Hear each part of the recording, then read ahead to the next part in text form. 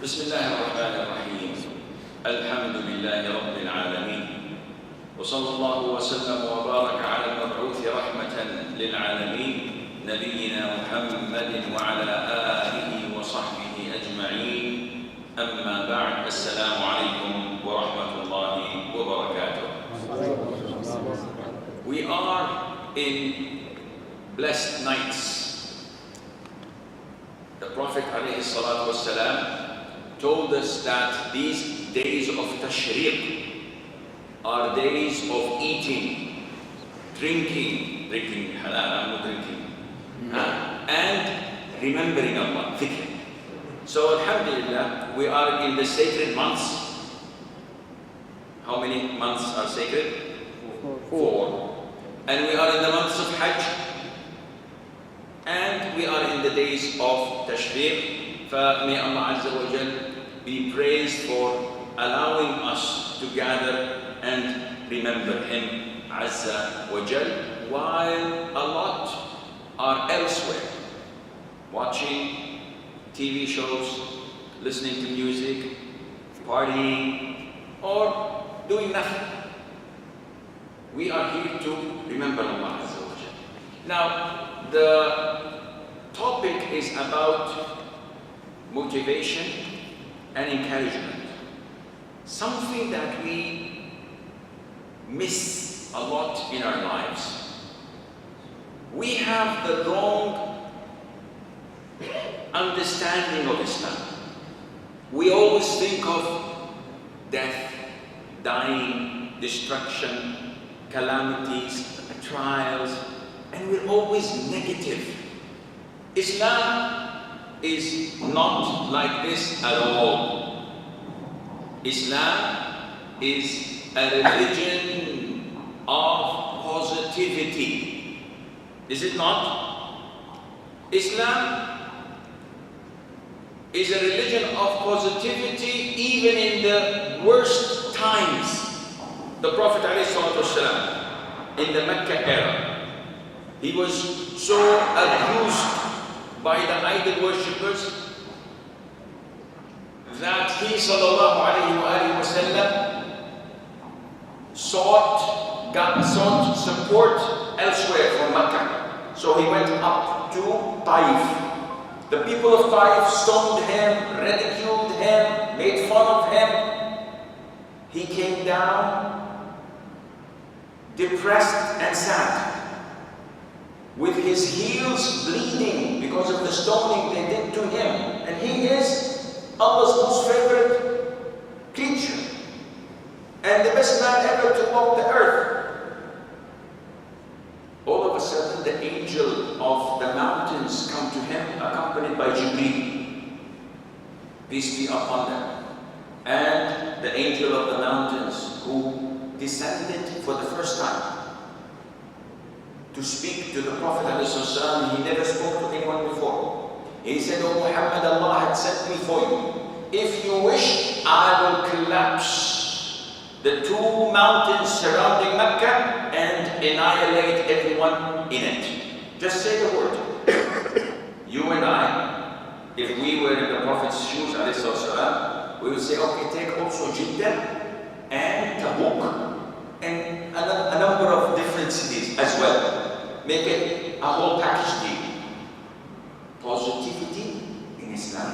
The Prophet said, ﷺ, no.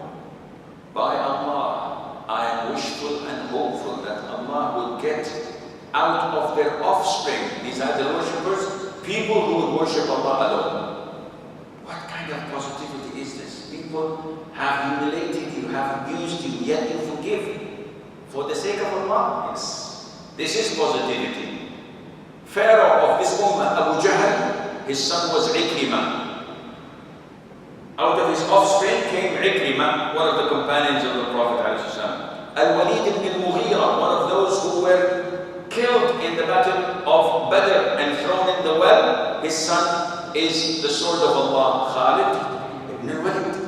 So exactly what the Prophet had wished for ﷺ, with his positivity. This is something we don't have, unfortunately. Part of our positivity is is to learn how to motivate and how to encourage ourselves and others. Why? The Prophet said, Al-kalimatu al-tayyibah sadaqah. Good word is what? It's a charity. Whatever comes out of your mouth, if it's good, it's charity. Allah says in the Quran, وَقُولُوا لِلنَّاسِ حُسْنًا. Say to the people good words. So this is the command of Allah Azza wa Jal, that we motivate and encourage others. But what do we mean by motivating and encouraging others? To motivate something or someone is to make it go a bit forward, is to encourage, to improve the performance by action, by rhetoric, by words, by anything that could add value to the people. And this includes praising others. When you praise someone, this is encouragement. By giving incentives, by giving rewards in work, in companies. What are the best ways of motivating your employees? Bonus, raise, increment. This is what makes us work harder. If we know that we're going to be paid or to get a certificate, this motivates us most. And it can also be in the negative sense. I can motivate you by threatening you. If you don't do the task on time, I'm going to deduct from your salary. I'm going to not allow you to go in Eid for vacation, etc. So it can be good and it can be bad as well. If you look at the Quran, you will find it filled with motivations. One ayah is sufficient. The Prophet said, alayhi salatu wasalam, and hasten to forgiveness from your Lord, and a garden as wide as the heavens and the earth, prepared for the righteous. What more beautiful incentive would you like? Once you know that I suffer from not doing what I want because I'm anticipating the karma. I prevent myself from falling into haram, from drinking haram, from having haram relationships. I lower my gaze because I want this motivation to be true, and I end up in entering paradise. If you go to the Sunnah of the Prophet ﷺ, there are so many hadiths that I will skip to go into something a little bit practical. Because I can spend literally an hour talking about just small things, such as whoever says Subhanallah wa bihamdih 100 times, what happens? Allah forgives all of the sins, even if they were as great as the foam of the ocean or of the sea. What kind of motivation is this? 100 times? It takes less than 3 minutes. Subhanallah wa bihamdih, Subhanallah wa bihamdih, 100 times. But who remembers to say it? So there is this type of motivation. We will go to some cases where the Prophet ﷺ motivated his companions. And if you ever study the Sunnah of the Prophet ﷺ, his biography, his seerah, you will never find any demotivation. We are negative. I have a driver, and the driver is late. When he comes, what do I say? Why are you late? Where is the food? I've been waiting for 10 minutes. It couldn't be more than 2 minutes drive. What is this? What kind of attitude is this? We all have this. If it's not with the driver, it's with the maid. If it's not with the guy working downstairs, the building, with the janitor, with the coffee boy, with the man who delivers the food, we keep on complaining. Why?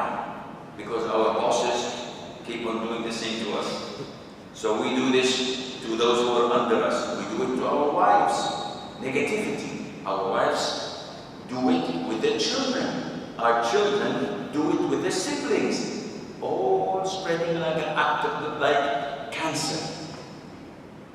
Because we are not following the footsteps of the Prophet ﷺ. Read the Sunnah. You never find this negativity at all. The Prophet ﷺ in the Battle of Uhud, motivating the people. So he's saying, come, stand for a Jannah as wide as the heavens and the earth. Umayr ibn Hammam, may Allah be pleased with him, was eating dates, and he heard this and said, Hakeem, MashaAllah, MashaAllah, whoa. So the Prophet said, why are you saying this? Why are you astonished, saying these words of astonishment and amusement? He said, oh Prophet of Allah, not for anything, but hoping that I would be one of those entering it. Look at the motivation. The Prophet said, you are one of them. In the story. The Prophet gave him the declaration, you're in heaven. The man looked at his dates and he said, Wallahi, if I spend few seconds or minutes eating these dates, life is too long. He threw it and went to fight and died as a martyr. Motivation. Now, if someone says to me, Shaykh, I wish inshallah Allah will make me with you in heaven, in paradise. I've guaranteed paradise. I'm already there. But you, look at you. You have this, you have that. Subhanallah. Why not say, inshallah you will enter before me. If you go, remember me. Don't forget me from your dua. Ask Allah Azza wa Jalla to intercede. You intercede for me. Why do I think that I will be and you want negativity? Once the Prophet ﷺ is asking his companions, who among you is fasting today? Abu Bakr said, I am. He said, okay, who among you fed a poor person? Abu Bakr said, I did. Now this is in the morning at Fajr prayer. And he started working at 2 a.m. So the Prophet said, who among you visited a sick person, a patient? Abu Bakr said, I did. Who among you followed a funeral until it was buried? Abu Bakr said, I did. The Prophet said, any person who does this or these 4 things in a day, he will enter Jannah. Motivation, encouragement. We spend time saying, why were you awake before Fajr? What were you doing? Watching late movies. Always thinking bad. No encouragement, no motivation. The Prophet ﷺ in the battlefield does not criticize the weakness of the Muslims if they were losing, but rather encourages and motivates. In one incident in Uhud, when the idol worshippers tricked the Muslims and came from behind and killed the archers and things were not as positive, they tried to kill the Prophet ﷺ. So the Prophet says, who defends me or us, may Allah make him with us in Jannah. So one of the Ansar starts to fight and dies. A second, a third, a fourth, a sixth, a seventh. 7 of them die around the Prophet ﷺ, and then the Prophet said, Sallallahu Alaihi Wasallam, Wallah, we have not done our brothers justice. Then Talha ibn Ubaydillah, one of the 10 heaven bounds, he goes and fights more than the 7 and protects the Prophet ﷺ, suffering a lot of injuries. But he was motivated. Of course, the 7 are inshallah in Jannah. They got their encouragement and motivation. Sometimes the Prophet ﷺ would not give a direct order. Oh, you go and buy us this or do this. No. He says, who will buy the well of Ruma? May Allah make him with me in Jannah. Encouragement. Who comes? Uthman. Immediately Uthman pours the gold in the Prophet's lap, and the Prophet says, Bakh, do whatever you want. You have carte blanche. You are in Jannah, inshallah. He's the third caliph, and he's the third in ranking in the top 10. Abu Bakr, then Umar, then Uthman, may Allah be pleased with him. Now, when you want to encourage people, give them a dream. Give them something to look up to. This is motivation. And anyone who's motivated, he will utilize all what he has to reach his objective, so that whatever you motivated him with, he will attain and get this. Words of encouragement. وَقُولُوا لِلنَّاسِ حُسْنًا. Say to the people good words. A good word is charity. Imagine if you talk with a child. What do we do with our children? We nag, we criticize, we complain.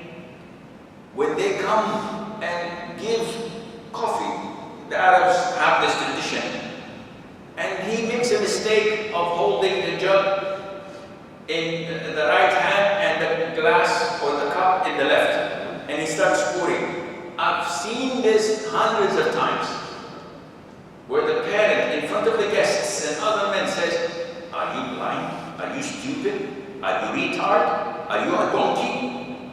Hold the glass with your right. Subhanallah, did he make a mistake in Bukhari or Muslim? He held it with the left, and he's a child. Is this how you correct a child?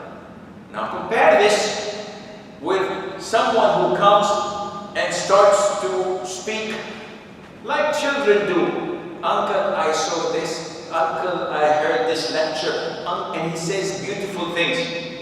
And the guest says, MashaAllah, Wallahi, my son, I think that you will be one of the orators of Islam. You will be a Friday Hakeem. You will be a scholar. What impact does this have on the child? If a girl comes and does something and you say, MashaAllah, Tabarakallah, you will be one of the righteous girls that memorizes the Quran by heart. You look, MashaAllah, and she's like 6, 7 years of age. It engraves it in their hearts, such a motivation. Likewise, the Prophet ﷺ used to do. He used to sit with his companions and he says, the most merciful of my companions for the Ummah is Abu Bakr. And the toughest one among them in the religion is Umar. And the best of them in reciting the Quran, Ubay ibn Ka'b.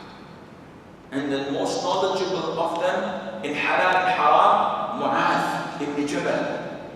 All of these characteristics show you that the Prophet is motivating them.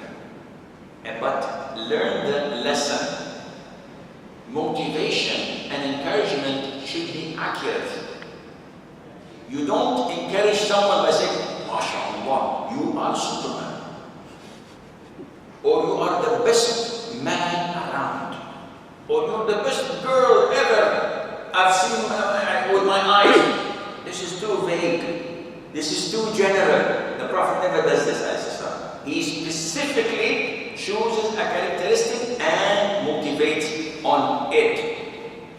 Abdullah ibn Umar ibn al-Khattab, may Allah be pleased with them, is the brother-in-law of the Prophet, correct? Who is his sister? This is your mother, huh? You're taking too long to remember your mother's name. Hafsa. One of my daughter's name is Hafsa. Because a lot of the people don't give this name nowadays. They choose to call their daughters Nifin, Narvirian. One of the brothers called me and said, can I call my daughter Narvirian? I said, what is this? This is not English. This is not Arabic. This is not Urdu to my knowledge. Where are you getting these names? He said, no, we want a unique name. They call it Shaitan. By the way, in India in 2009, I was in Delhi and I had a driver assigned to take me places and his name was Shaitan. So maybe this is not as unique as we expected. He was Hindu, but I don't know why they call him Shaitan. Anyhow, so Hafsa, may Allah be pleased with her, went to the Prophet sallallahu alaihi wasallam and said, Abdullah ibn Umar saw a dream where two men took him to hell just to look, and he was terrified by looking. They comforted him and said, don't worry, you're not among those who will enter hell. So it's a good dream, but it was scary. He didn't know what it meant. The Prophet said, alayhi salam, Abdullah is an excellent slave of Allah, only if he prayed night prayer, meaning that he had a deficiency. Everything was perfect, but night prayer, he wasn't doing so much. He was just praying 1 hour a night. Abdullah ibn Umar, since that night, he never left night prayer at all until he died. So they pray like 4 or 5 hours, not like us. 4 to 5 hours praying night prayer because of this motivation, this encouragement. The Prophet did not say generally, he said specifically this item has to be worked out. And there are so many other examples. We will skip a lot of them because this will consume a lot of the time, but you get the idea. And this is the most important thing, that you know the mindset of the Prophet ﷺ when dealing with his companions. And we follow suit. We have to be positive, we have to say good things and to motivate others. Among the motivation of the Prophet ﷺ most were to the youngsters. Someone as old as we are, you motivate me, akhi, one leg is here, one other foot is in my grave. So what are you motivating me for? The youngsters need motivation, and the Prophet ﷺ worked hard on doing this. He even went further by ordering the companions to learn and acquire knowledge from the youngsters. So he said, alayhi salatu wasalam, learn the Quran from 4. You would expect Abu Bakr, Umar, Uthman, no. He said, learn the Quran from 4. He's addressing his companions. One of them, Ibn Ummi Abd. And this is the nickname of Abdullah ibn Mas'ud, who took more than 2/3 of the Quran directly from the mouth of the Prophet ﷺ. He said, I took 70 plus. How many chapters in the Quran? 114. So this is almost more than 2/3. So he says, learn it from Ibn Mas'ud, Salim, Mawla Abi Hudayfa, who was in his early 20s, Ubay ibn Ka'b, the same thing, and Mu'adh ibn Jabal. Mu'adh ibn Jabal, if we give a lecture only on this young man who was one of the best scholars of the companions. The companions used to go to him and ask him for fatwa. The Prophet said, on the day of judgment, Mu'adh ibn Jabal will come a stone throw or a distance ahead of all scholars. He will come way in front of them because of his knowledge. So the Prophet is motivating the youngsters by saying these things. Now, he's doing this bearing in mind that they're qualified for it. He's not praising someone who is a punk, a youngster, an impulsive, ignorant imbecile. He is complimenting and motivating someone who fits his shoes well. And this is extremely important, that you do not motivate or encourage someone who doesn't deserve to be encouraged. You don't come to someone, for example, who is blind. This is a a calamity from Allah. He's blind, he doesn't see. And you say, MashaAllah, your eyes are beautiful.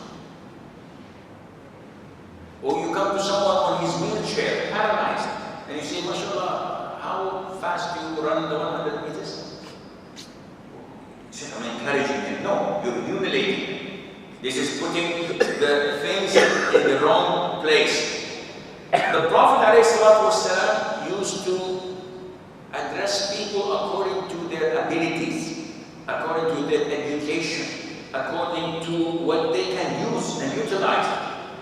We made last visit, maybe the visit before, Nu'aym ibn Mas'ud al-Qafani. We made a lecture on this man, and by the title of "You Can Make a Difference." Maybe it's recorded, I don't know, you can go back to the archives. Beautiful story of Nu'aym ibn Mas'ud. In the Battle of the Trench, 10,000 men surrounded Medina. Idol worshippers, the tribe of Ghatafan from the east of Medina, and the Jews of Bani Qurayza.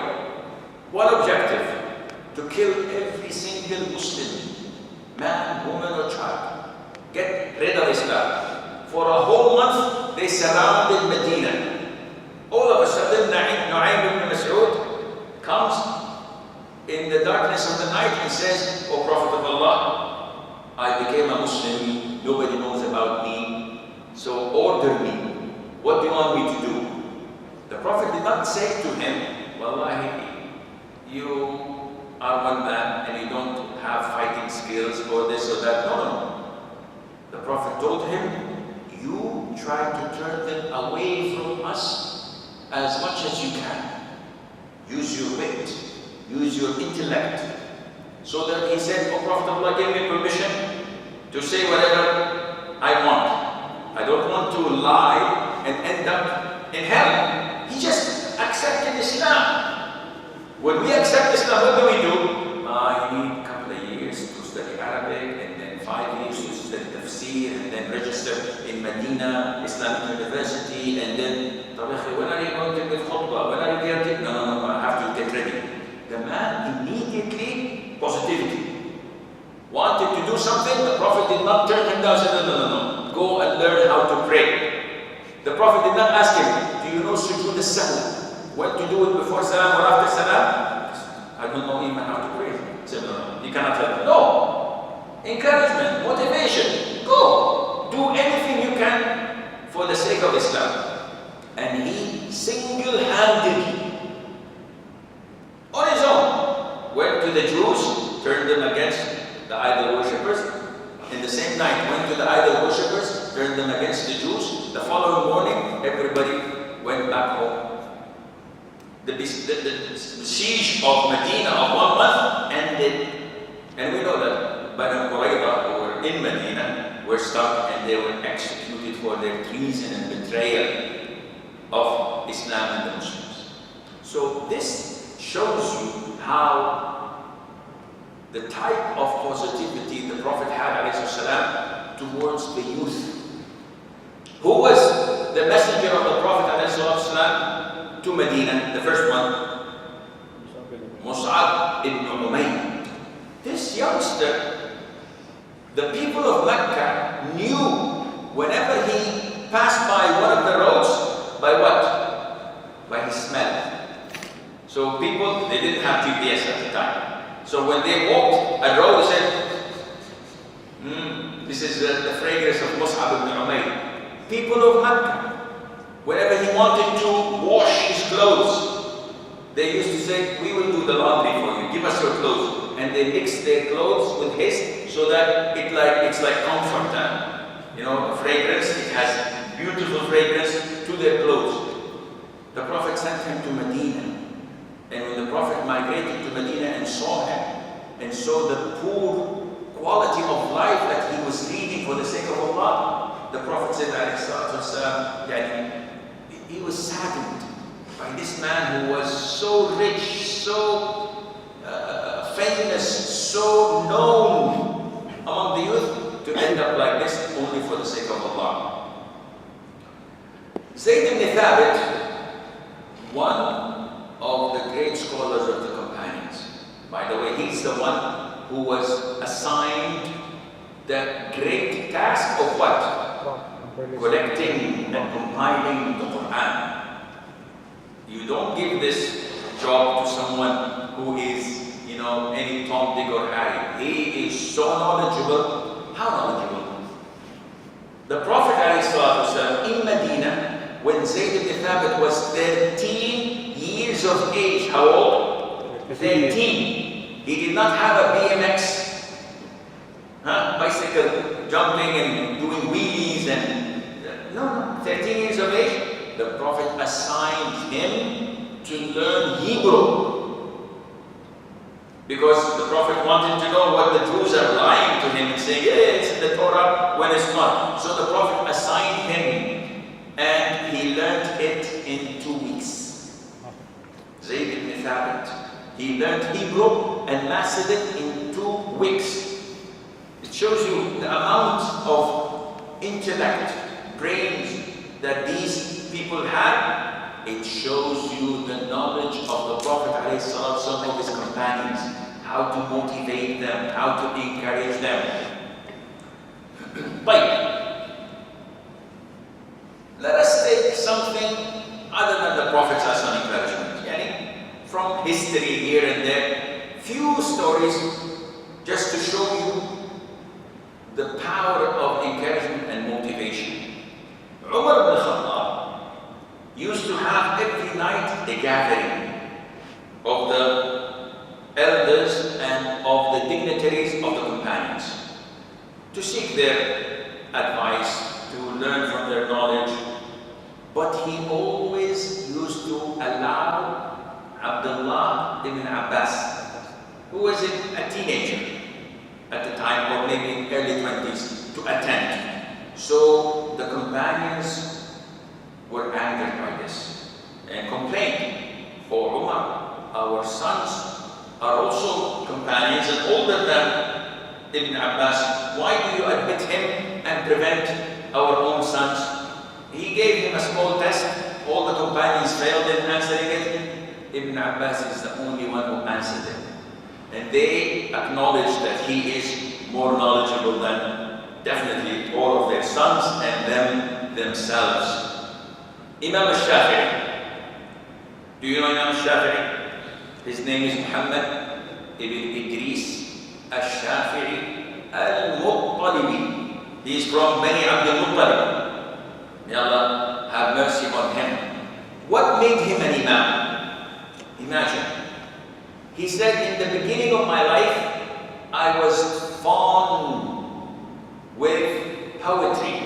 And we know that Shafi'i has beautiful poems and beautiful words of wisdom in poetry. So he said, I started learning poetry and memorizing it and so on, until one of the people, a random person, heard me say poetry. So he struck me at my back, hitting, not to harm or to kill, but what a waste. He says, you are a Muttalibi, from descendants of Abdul Muttalib, the cousins of the Prophet ﷺ, and from Quraysh. You're not from Ansar, you are from the tribe of Quraysh, and you allow yourself to spend your time reading and learning poetry? What is the max you will attain by learning poetry? You will be a teacher, teaching people Arabic. What is this? If you want leadership, learn fiqh. So the guy says, Imam Shafi'i says, wallahi, it rang a good bell. So I started compiling and writing from Imam Sufyan ibn Uyayna, then I went to Imam Malik in Medina and wrote his book Al-Muwatta and so on, and then what ended? He became one of the 4 Imams of all time. By what? And who's the man? He doesn't know. He's a random person. See, you don't have to be motivated by someone who's famous. Sulaiman, peace be upon him, Solomon, with his army, walking once and all of a sudden, an ant, any random ant, says to its people, "Oh ant, immediately go to your dwellings, go and hide in your caves, because Solomon and his army are coming. They may destroy you and step on you while they do not feel it." SubhanAllah, even the ant is giving justification, positivity. You don't have to be famous or well known to motivate others to help Islam. You can be anyone. The objective is to give victory to Islam, to encourage and motivate the Muslims. You know Imam Bukhari? Imam Bukhari, also this requires a whole lecture of his memory, his subhanallah, photographic memory. This guy is astonishing. He says, "I was once in the gathering or in the lecture of Ishaq ibn Rahoya, one of the contemporaries of Imam Ahmad and rivals. They are both great Imams. And I was, learning, and all of a sudden the Imam says, "Isn't there anyone among you who would work hard to compile and collect a book that has only Sahih Hadith?" He said, "By Allah, it went straight into my heart. And I worked hard until I produced what? Sahih al-Imam al-Bukhari." By what? A single word from an Imam who was not addressing him. He's just motivating. If you go to so many stories, it shows you the beauty, but the strength of motivation and encouragement that we must adapt in our lives. Not only with others, but also with ourselves. We have to motivate ourselves. Now, the family has a very, very important role, because the family is what makes or breaks a child. In a study, they said that the percentage of gifted and highly sort of competent children from birth until 5 years of age, it's 90%. Your child who is less than 5 years of age, he is gifted 90 out of 100. It's a very high percentage. This percentage falls drastically to 10% when the child is 7 years of age. Due to what? Due to the family. And it goes to 2% when he's 8 years of age. So the children below 5 years, whom we tend to neglect, overlook, not pay quality time. Daddy, takes Kit Kat. Take half a dinar, go and buy something. Do whatever you want. Watch TV, take my mobile, watch YouTube. We don't give them quality time, this is what happens. But those who spend with them, communicate with them, even if they're 4 years of age, ask them. There was this program, Bill Cosby. Is he the black American? I remember this 40 years ago, when he used to come with children and he used to ask them intelligent questions, and the children 4 or 5 years of age, they answer and they make tricks and they laugh at him. It was funny for us to watch, but this is the mentality we should deal with our children. Teach them how to talk, encourage them how to express themselves, and to correct them in a nice way to motivate and encourage them. Some of the means of encouraging our children is to give them beautiful names. So, this is my son, the lion. My son Ahmed, he's a lion. My daughter, she is, mashallah, princess. Give them beautiful names. What was the Prophet known by, alayhi salatu in Mecca? As-Sadiq, Al-Amin. So if your son says, Dad, I cannot lie. I did this and this. So every time afterwards, you don't say, he's the liar. He lied 2 years ago. No, every time you see he's the truthful. He's a sadiq. And make him feel that he did something positive. Also, part of the motivation is to express your feelings. When was the last time you said to your son or to your daughter, I am very happy with you. I'm very glad you did what you did. I am very proud. Yesterday when the guests came, you were really my rock. You were really someone to depend upon. How would the youngster feel if your daughter, 10 years of age, cooked some chapati, which ended up like maybe pancake or whatever. When you eat it, or mashallah, wallahi, you'll be better than your mother in cooking. Although it's not true, but in a sense it is. Comparing the quality, the age, the time, the experience, it's definitely better than her mother. In my case, anything is better than her mother. So you have to be positive. Her mother is not there, so she will not listen to this encouragement. But we have to inject confidence in our children's souls.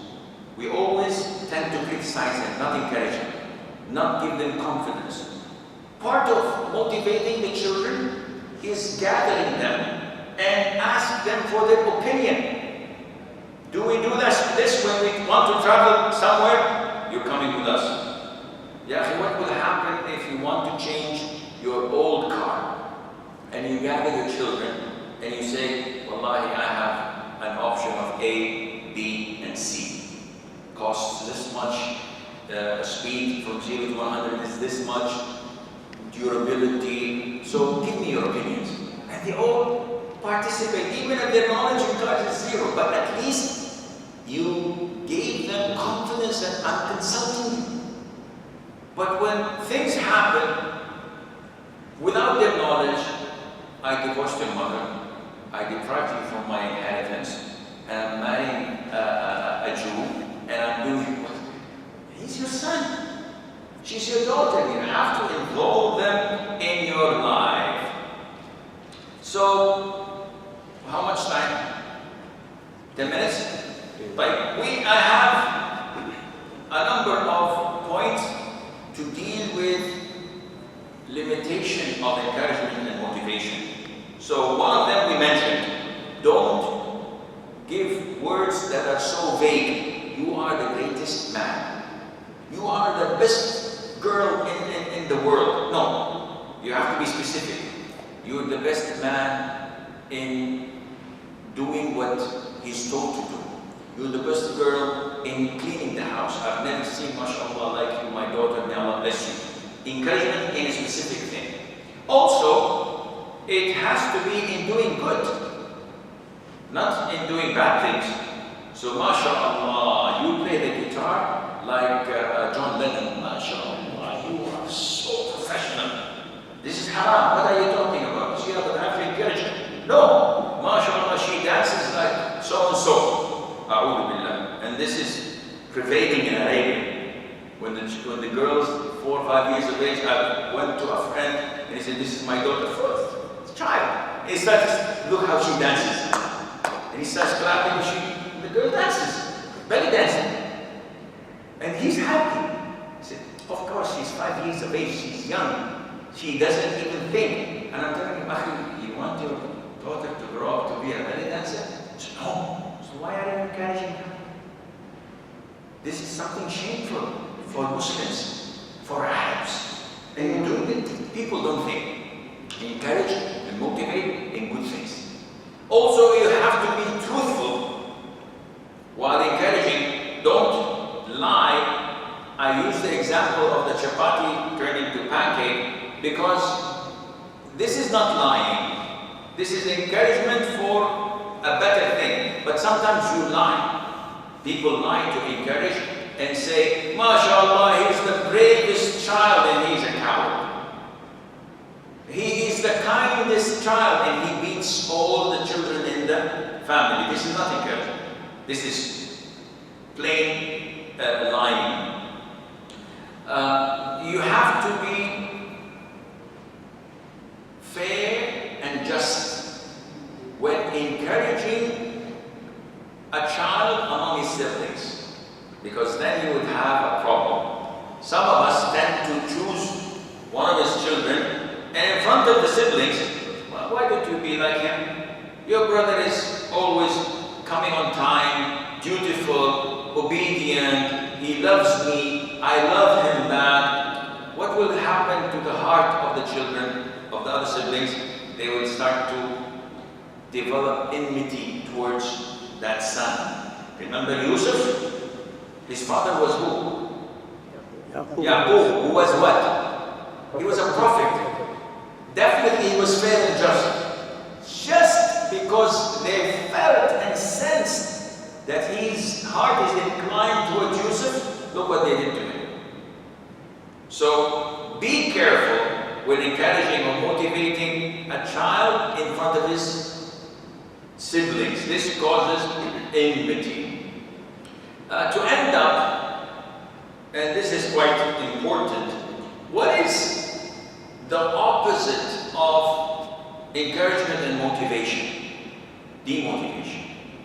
You, in every society, in every family, in every neighborhood, you will always have someone filled with negativity. So, inshallah, in 3 weeks' time, I'm going for Umrah. What those people would say, oh, Sheikh, Umrah is expensive, you have so much money. Now, Hajjis are there, it's not free, and it's hot, why don't you go in winter? Immediately, what will happen to you? Allah is right. If you want to go in winter, He will put more and more obstacles and hurdles in front of you. There are people who are specialized in this. This is why the Prophet said, ﷺ, in an authentic hadith, whoever says to the people they are doomed, then he is the most doomed of them. Sometimes you sit and you say, Ya, the people here are so corrupt, they are not abiding by the hijab, there are musical concerts, there is riba, there is injustice, there is this and that. All what he sees is what? Negative. Bad things and negative. The Prophet says, he is the most doomed of them all. Allah will punish him for this.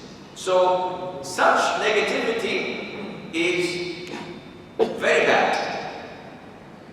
Ibn Abbas, may Allah be pleased with him, he says that when the Prophet died, he was about 14 years of age.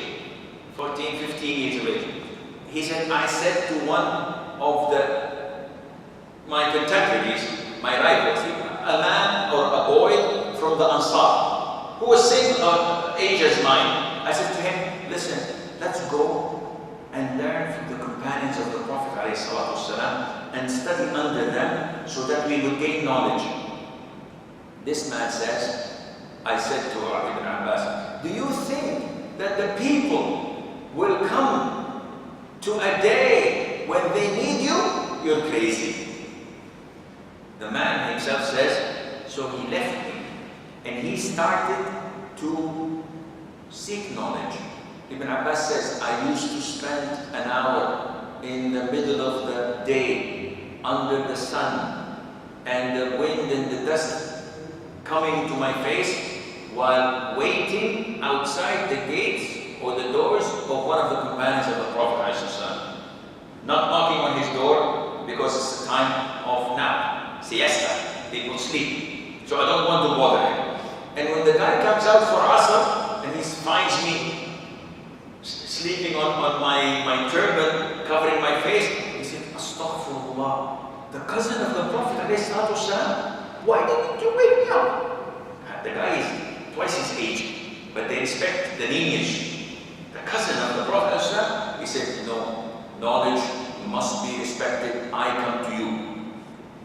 And after a few years, this boy from the Ansar He said, I saw Ibn Abbas sitting in the masjid and all the companions coming and asking him for fatwa. People are traveling long distances to ask him, and I said to myself, Wallahi, this boy was smarter than me. What would have happened if Ibn Abbas listened to his ill advice when he said to him, do you think that the people will need you when all the companions are available and around us? He would have not pursued knowledge and learned it. And this is why nowadays there is this segment of students of knowledge, call them whatever you want, people with beards, mashallah, who look like us and speak like us, but they have only one objective in life: ridicule, criticize, and discredit any scholar other than their own. So, Sheikh Fulan is bad, Da'i so-and-so is an innovator, Dr. so-and-so, he doesn't have knowledge in this and that. So they discredit people, only follow me and follow my Allama or my Samaha or my Sheikh, only 3 or 4 of them. People who criticize, they spoil more than what they fix. Do not share your negativity with others. Always be positive. This doesn't mean that you do not warn others from deviant, but this is not your obsession. This is not what you do. You give 99 positive talks, beneficial talks, maybe 0.001. You need to clarify something about a person. Say it with fairness, moderation, politeness, no cursing, no ridiculing, and by this, if we manage to digest what you have heard in these past few moments, these beautiful stories, you may make a big difference in your life, in your family. Now, it's difficult. Do you expect me to go home? And the minute I see my wife, I say, MashaAllah, you look so beautiful. She will be needing to take the high heel of her foot and hit me in the head. If I show you my head, you will find so many spots there. So why did you do this? Who are you lying to? What do you want? Did you get married again? So much negativity. No, you need patience. In order to fix something that is broken, you cannot do it immediately just like this. You have to be patient. You have to fix your inside. You have to cleanse your heart. Fill it with positivity. Always look at the full half of the glass rather than the empty half of the glass. It's the same glass. What do you see? It's half empty. What do you see? It's half full. This is what we want.